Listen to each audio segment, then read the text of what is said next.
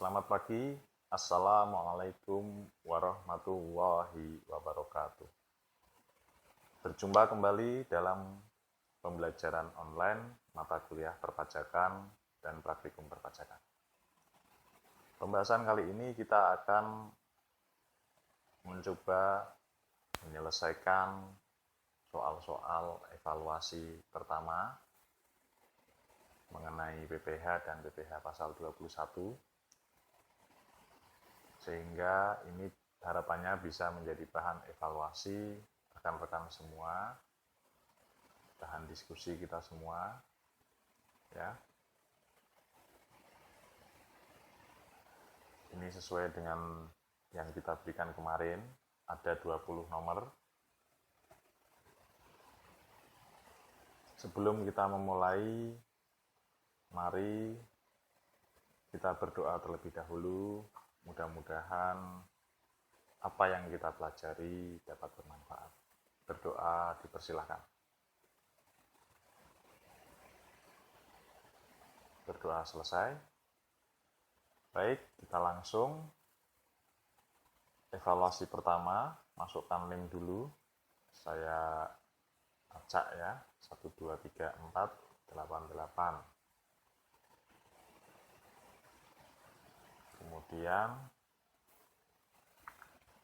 program studi saya pilih acak juga. Berikutnya, nah, soal pertama, berapakah tarif PPH UMKM sesuai peraturan pemerintah nomor 23 tahun 2018? Sebelumnya, PPH untuk UMKM itu ditetapkan 1% dari penghasilan bruto bersifat final. Tahun 2018 ditetapkan tarif itu turun menjadi 0,5% dan bersifat final. Gitu ya. Kemudian yang berikutnya, siapa saja subjek pajak dalam konteks PPH? Kita bahas satu-satu. Kantor perwakilan negara asing, lembaga non-profit, perusahaan asing di luar negeri. Nah ini, perusahaan asing di luar negeri dia objek pajak di luar negeri. Kantor perwakilan negara asing sepanjang tidak berbisnis di Indonesia dia bukan subjek pajak. Lembaga non-profit pun demikian. Nanti yang kena pajak adalah karyawannya, ya, karyawannya ketika menerima penghasilan. Nah, kita juga harus ingat bahwa subjek pajak ini ada tiga. Subjek pajak orang pribadi, subjek pajak badan, subjek pajak warisan yang belum terbagi. Badan di sini termasuk di dalamnya adalah bentuk usaha tetap. Jadi subjek pajaknya hanya BUT. Berikutnya, di antara pendapatan berikut, manakah yang merupakan objek PPH pasal 21? Beasiswa tidak, bukan objek PPH. Zakat bukan objek PPH. Uang pesangon, nah ini objek pajak penghasilan pasal 21. Karyawan ketika menerima uang pesangon, dia akan dihitung PPH pasal 21-nya dan bersifat final. Pesangon sampai dengan 50 juta, PPH pasal 21-nya tarifnya 0%. 50 sampai 100 juta, tarifnya 5%. 100 juta sampai 500 juta, 15%. Di atas 500 juta, tarifnya 25%. Iuran pensiun yang dibayar pemberi kerja ke lembaga pensiun ini bukan objek. Oke, berikutnya. Besaran PTKP untuk tahun pajak 2020 bagi orang pribadi kawin dengan jumlah tanggungan 4. Jumlah tanggungan dibolehkan hanya maksimal 3. Nah, sekarang kita hitung ya. Orang pribadi 54 juta yang tidak kawin. Kawin tambah 4.500.000. Jumlah tanggungan 3 kali 4.500.000. Jadi totalnya adalah 72 juta. Manakah formula penghitungan PP pajak orang pribadi? Menghitung PPh orang pribadi adalah penghasilan kena pajak dikali tarif pasal 17. Mana penghasilan kena pajak? Nah ini ya.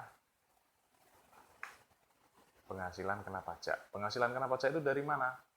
Penghasilan itu dikurangi penghasilan tidak kena pajak. Penghasilan itu dari mana? Penghasilan bruto dikurangi pengurang biaya jabatan, iuran pensiun yang dibayarkan orang pribadi ke lembaga pensiun, itu pengurangnya. Hasilnya adalah penghasilan itu dikurangi PTKP, ketemunya penghasilan kena pajak. Oke, berikutnya.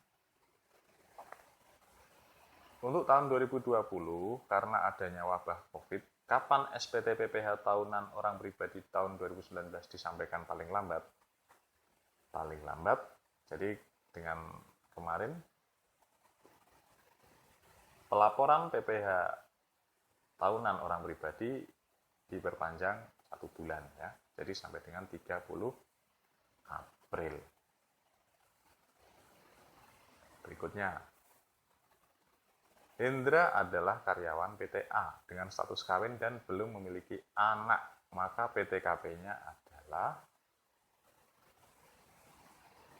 tidak kawin 54 juta, kawin tambah 4 juta 500, jadi 58 500. Berikutnya, Undang-Undang PPh adalah undang-undang material yang di dalamnya mengatur hal-hal di bawah ini, kecuali. Jadi undang-undang material itu mengatur mengenai subjek pajak. PPh-nya apa? Subjek pajaknya siapa? Objeknya siapa? Tarif pajaknya berapa? Ya. Itu undang-undang pajak material. Kapan? Saat terutang pajak itu ada di undang-undang pajak material. Nah, undang-undang pajak formal itu berisi bagaimana memenuhi kewajiban pembayaran pajak tersebut. Formulir apa yang digunakan? Itu ada di undang-undang pajak formal. Jadi, untuk hal ini jawabannya adalah cara pemenuhan kewajiban pembayaran pajak.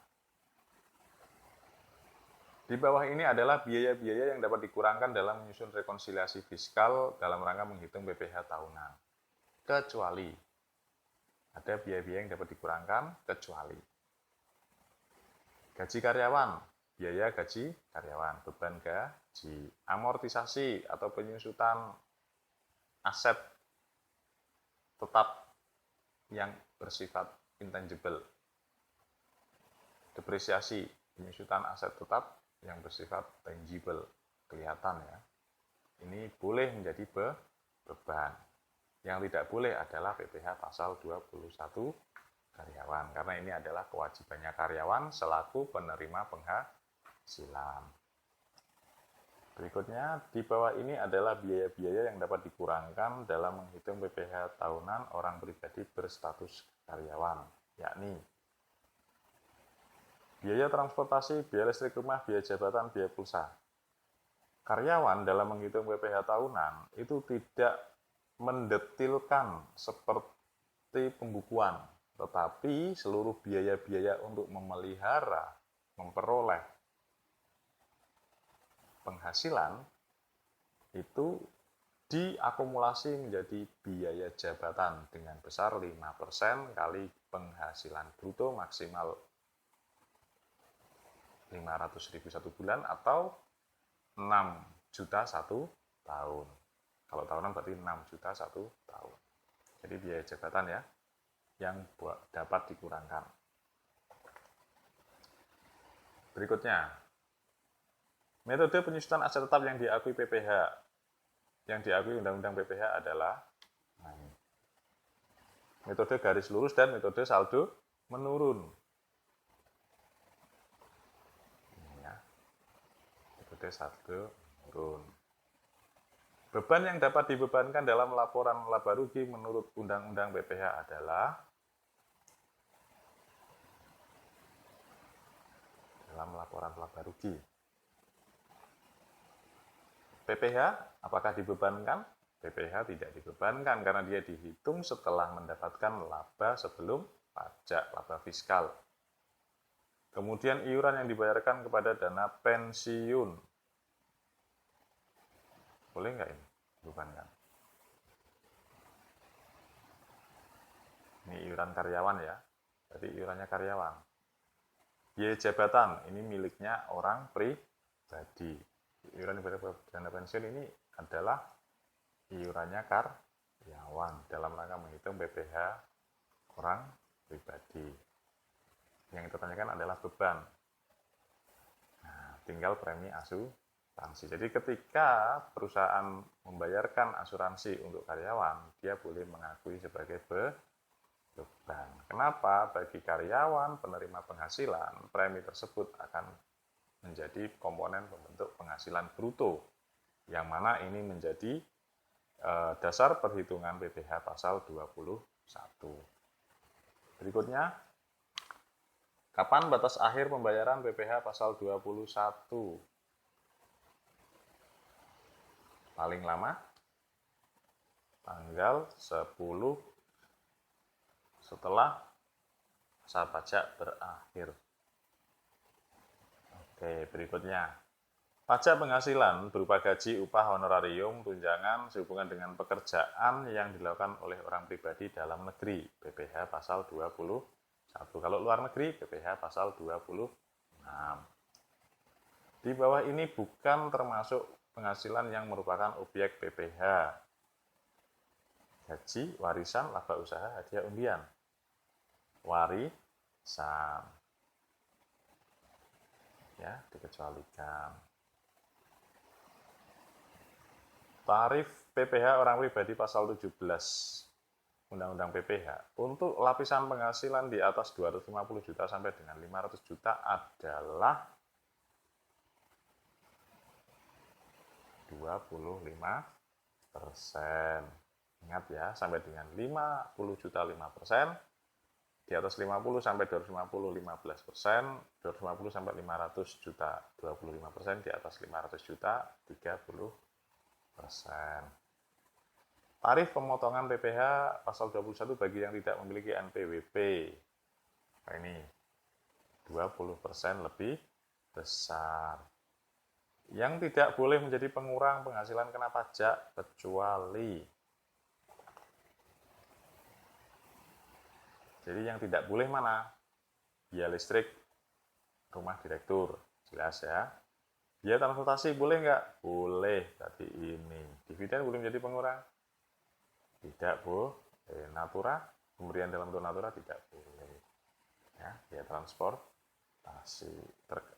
Jadi biaya yang boleh menjadi pengurang itu biaya-biaya yang terkait dengan bisnis, kegiatan operasional perusahaan. Berikut penghasilan yang dapat dikenakan pajak secara final. Hadiah undian final, bunga deposito final, penghasilan dengan peredaran bruto tertentu final, 0,5% tadi. Jadi tinggal royalti, ini tidak final, PPh pasal 23, tarifnya 15%. Berikutnya, Tuan Adi mengerjakan dekorasi rumah dengan upah borongan 3 juta, diselesaikan 2 hari. Berapa PPh pasal 21-nya? Berarti upah sehari adalah 1.500.000. PTKP harian 450.000. Melebihi PTKP harian. Berarti 1.500.000 dikurangi 450.000, ketemunya 1.050.000 dikali 5% dikali 2 hari. Ketemunya 105.000. Oke. Kita selesaikan. Ya.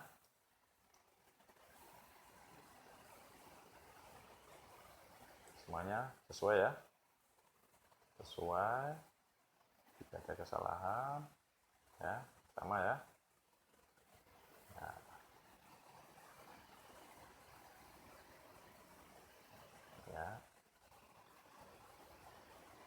Jadi itulah pembahasan soal evaluasi PPh pasal 21